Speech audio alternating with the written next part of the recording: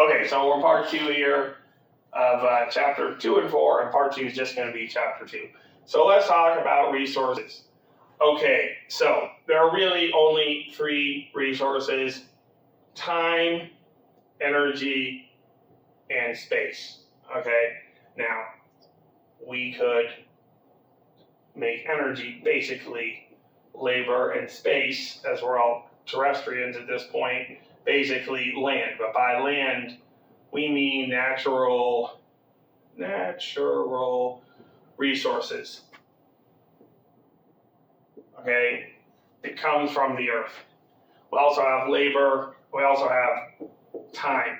Now, this is actually the kind of way Austrian economics looks at it. Austrian economics is different than mainstream economics, so it has a lot like mainstream economics. It essentially always has free market conclusions, although not as much as they're supposed to. In any event, if we take time, labor, and land, we can make 2 things.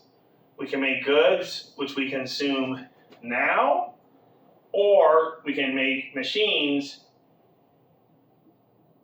to have goods later. Okay, so it's a pretty messy now. Now, capital gives us goods later. So now or later. So, however, let's say these are goods now. Say these are goods later. Goods later are greater than goods now. So, going back to our PPC, production possibilities curve, and I spelled capital with a K. I think I made this clear before to make it distinct from financial capital. We're talking about, I just like to call it machines, just as a heuristic device, but it can also mean people, skills. It can mean education, training, capabilities, talents, any sort of non-human, non-natural input. So we're going to actually forget about land for the moment and just concentrate on basically once we have capital, then we can have capital plus labor. But if we invest in capital, then we have to give up goods now to have goods later. So this is actually a very simplified version of the Swan Solo growth model. Okay, and what basically is saying, we have our production possibilities curve, we got rockets, we got autos. So let's say now, I meant to tell you in all these videos, this is very important.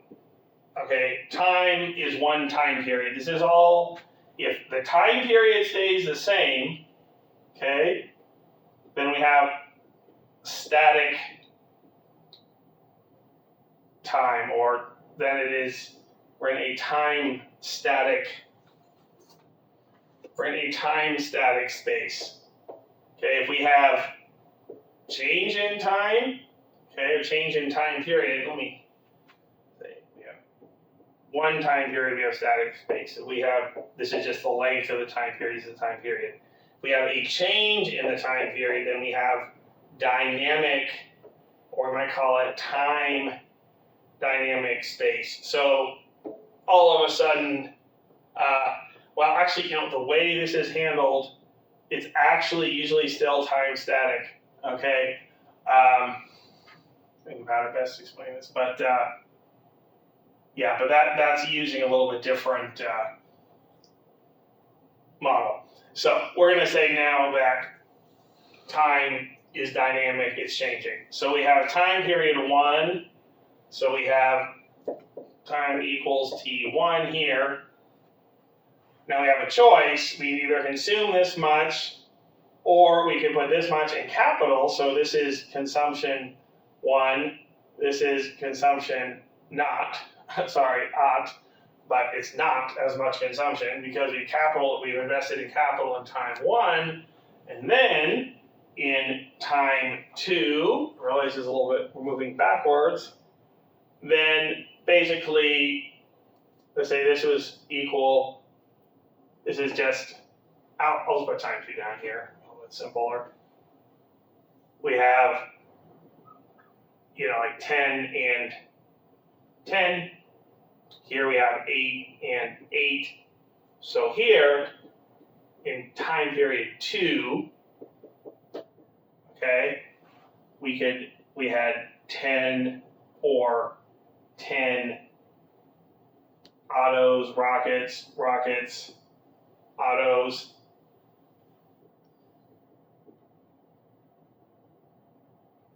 That's what we had in T1. But now, because we invested in capital in T2, we could have 12 rockets, 12 autos, because we've increased the amount of capital. But in order to increase the amount of capital, it's very important in economics. This is simply called savings, okay? So when we get into this kind of intertemporal economics, we have 2 choices. We have consumption.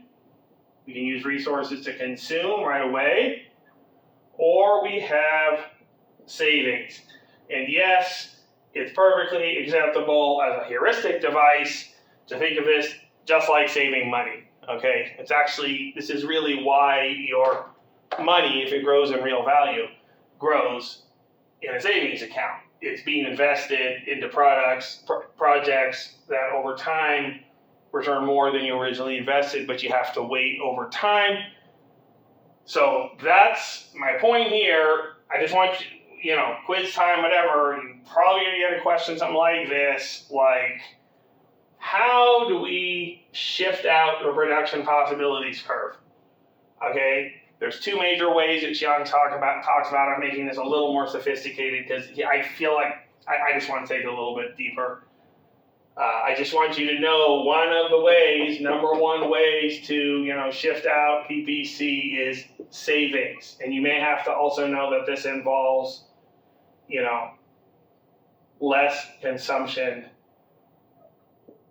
now. But this is really easy. Just think about a savings account. You earn $100 at your job. You can spend 90 and take the other 10 and spend 10 more. You can take the other 10 and put it in a savings account. You can consume it or you can save it. For the intended purposes of that, it's exactly the same thing. So savings will, in the future time period, push out production possibilities curve. And then number 2 is going to be technology, okay? Tech, bam, rockets, cars. Let's say it's the 1960s and, Kennedy has started the space program. A lot of investment. We want to beat the Russians and we lost the race to space. We want to be the first to the moon. We have a lot of investment into rockets. So, we can make more rockets given enough time. Now, tech is also a function of time. I don't really like putting it that way. It's not really a function of time. It happens with time, but I just want to keep it pretty simple right now. It's a function of how much time we're spending. So I want you to keep in mind this is also time sensitive. That may come up in the quiz. But with time and investment, we're putting this into rockets here. We may find that, now this is what I call a swivel. The curve swivels out. I don't know if I'm showing this clearly, but that's supposed to be the same point here. It swivels out. Okay? When we do this kind of a thing, if it goes out at all points, it's a shift. So this curve swivels out because we invested in rockets. Now, it could be as more time passes, that rocket technology starts, people read journals, they understand rockets actually makes cars better. They're more aerodynamic, for instance. Although aerodynamics is only an issue for rockets upon, when they're still in the atmosphere, if it is at all. But, eventually, it may improve cars too. So it may push the entire curve out. It may shift. Okay, this is over T. This is over, T plus T, more time. The curve can shift out from technology.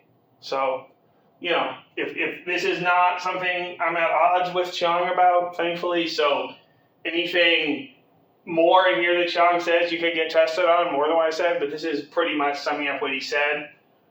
Anything I've added to Chiang, I